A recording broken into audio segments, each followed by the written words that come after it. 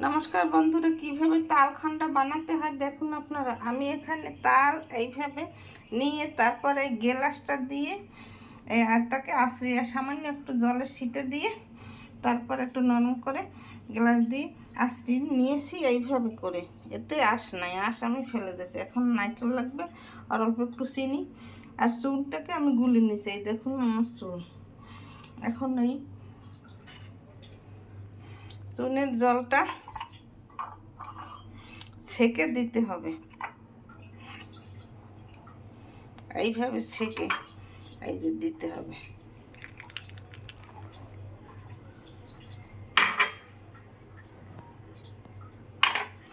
আর একটু চিনি দিয়ে দিলাম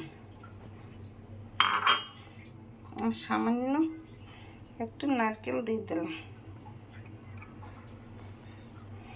এটাকে এইভাবে মেখে কিছু সময় রেখে দিতে হবে।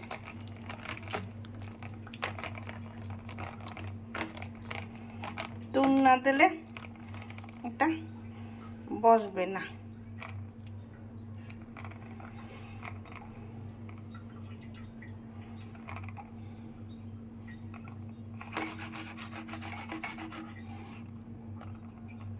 আমাদের সমান করা হয়ে গেছে। এখন উপর দিয়ে একটু একটু নারকেল এইভাবে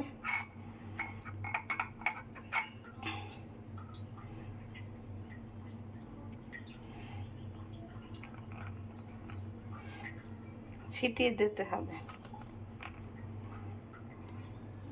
আমি 2 মিনিট পর ফিরে আসছি।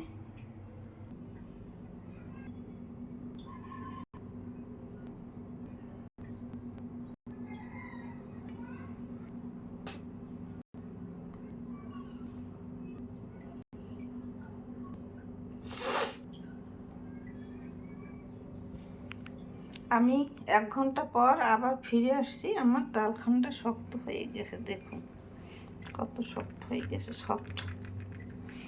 এখন এইভাবে কেটে কেটে এই যে কেটে কেটে বরফিটা করে নিলেই এই যে উঠে যাচ্ছে।